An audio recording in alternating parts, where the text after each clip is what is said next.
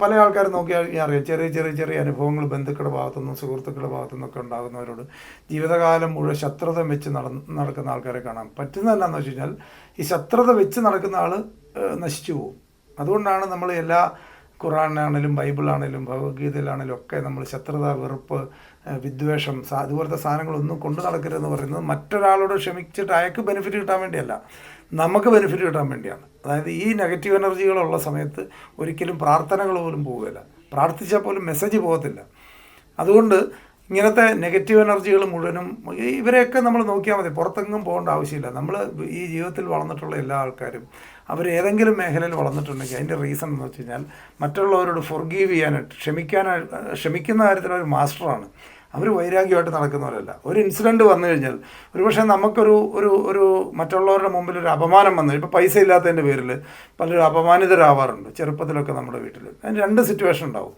ഈ അപമാനിതന് ആ മുറിവ് ഒരു വാശിയായിട്ട് വളർന്നേ തീരൂ. കാരണം അത് അയാളുടെ കുഴപ്പമല്ല, എൻ്റെ ഇപ്പോഴത്തെ സാഹചര്യം കൊണ്ടാണ് അവർ കളിയാക്കി. അപ്പം ഞാൻ മാറണം, ഞാൻ വളർന്ന് ഞാൻ ഉയർന്നെന്ന് കണ്ടു കഴിഞ്ഞാൽ ആൾക്കാർ എന്നെ ബഹുമാനിക്കുന്നതല്ല, എന്നെ വീട്ടിൽ വന്ന് കല്യാണം വിളിക്കുന്ന ഒരുപക്ഷെ നമ്മുടെ ഡേറ്റ് നമ്മൾ അവൈലബിൾ ആയിട്ടുള്ള ദിവസം, നമ്മൾ ഫ്രീ ആകുന്ന ദിവസം ചിലപ്പോൾ അവർ കല്യാണം വെക്കും. അതാണ് ശരിക്കും റിവെഞ്ച് എന്ന് പറഞ്ഞാൽ.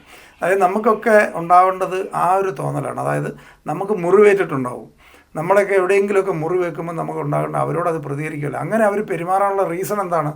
അങ്ങനെ അവരുടെ പെരുമാറാനുള്ള റീസൺ എൻ്റെ ഇപ്പോഴത്തെ അവസ്ഥയാണ്. അപ്പോൾ എൻ്റെ ഇപ്പോഴത്തെ അവസ്ഥ മാറ്റിയാൽ അവരെ മാറ്റാൻ പറ്റും. അങ്ങനെയാണ് മാറ്റേണ്ടത്. അല്ലാതെ അവരെന്നോട് അങ്ങനെ പെരുമാറിയുകൊണ്ട് അവരോടുള്ള വൈരാഗ്യമായിട്ട് ജീവിതകാലം മുഴുവൻ നടന്നാൽ നമ്മൾ നശിച്ചു പോവുകയാണ് ചെയ്യുന്നത്. ഇത് നമ്മൾ തിരിച്ചറിയുക എന്നുള്ളതാണ് ഏറ്റവും പ്രധാനപ്പെട്ട ഒരു കാര്യം. അത് നമ്മുടെയൊക്കെ ജീവിതത്തിൽ, നിങ്ങളുടെയൊക്കെ ജീവിതത്തിൽ ഇതുപോലത്തെ തിക്താനുഭവങ്ങളൊക്കെ വന്നിട്ടുണ്ടാവും. അത് അവരുടെ കുഴപ്പം കൊണ്ടാണെന്നാണ് നമ്മൾ വിചാരിക്കുന്നത്. അവരുടെ കുഴപ്പം കൊണ്ടല്ല, നമ്മളുടെ ഇപ്പോഴത്തെ സാഹചര്യം കൊണ്ടാണ് അവരങ്ങനെ ബിഹേവ് ചെയ്തതെന്നും ആ സാഹചര്യം മാറ്റാൻ ഞാൻ മാത്രമാണ് റെസ്പോൺസിബിൾ എന്നും എന്നെക്കൊണ്ട് മാത്രമേ അത് സാധിക്കുള്ളൂ എന്നും മറ്റാരെയും ഇതിനകത്ത് ബ്ലെയിം ചെയ്തിട്ട് കാര്യമില്ല എന്നുള്ള തിരിച്ചറിവാണ് ജീവിതത്തിൽ വിജയിക്കാൻ വേണ്ടി ഏറ്റവും കൂടുതലുണ്ടാവേണ്ടത്. ഈ പ്രാർത്ഥനയ്ക്കൊക്കെ നമ്മൾ ചെയ്യുന്ന രീതിയിലൊക്കെ വളരെ ശ്രദ്ധിക്കണം. പലപ്പോഴും നിങ്ങൾ ആലോചിച്ച് നോക്കുക, നമ്മൾ എത്ര പേര് നമ്മൾ പള്ളിയിലോ അമ്പലങ്ങളിലോ പോയിട്ട് നമ്മൾ നന്ദി പറയുന്നുണ്ട്. നമ്മൾ പരാതികൾ പറയാനല്ലേ പോകുന്നത്. കൂടുതൽ ആൾക്കാരും പരാതികൾ പറയാനാണ് നമ്മൾ പല ആൾക്കാരും പോകുന്നത്. നമ്മൾ ആലോചിച്ച് നോക്കൂ, നമ്മൾ അമ്പലങ്ങളോ പള്ളികളോ ഒക്കെ ആണെങ്കിലും ദൈവത്തിനെയൊക്കെ നമ്മൾ കാണുന്നത് നമ്മുടെ പേരൻസിനെ പോലെ തന്നെ കണ്ടാൽ മതി, നമ്മുടെ അപ്പനമ്മമാരെ പോലെ മാത്രം കണ്ടാൽ മതി. അവർ വ്യത്യസ്തരാണെന്ന് ചിന്തിക്കേണ്ട ആവശ്യമില്ല.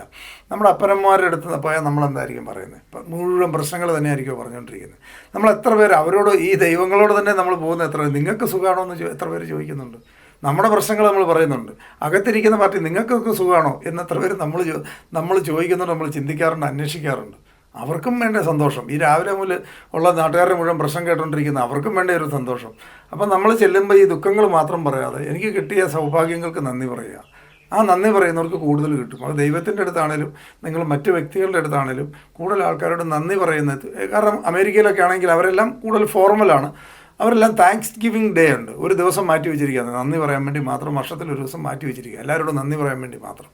ഒരു വർഷത്തിലൊരു ദിവസം കാര്യം അവരിപ്പോൾ നമ്മൾ മദേഴ്സ് ഡേ, ഫാദേഴ്സ് ഡേ എന്നൊക്കെ കേട്ടില്ല എന്ന് പറയുന്ന പോലെ താങ്ക്സ് ഗിവിങ് ഡേ അവർ വെച്ചിട്ടുണ്ട്. ഒരു വർഷത്തിലൊരു ദിവസം നന്ദി പറയാൻ വേണ്ടി മാത്രം.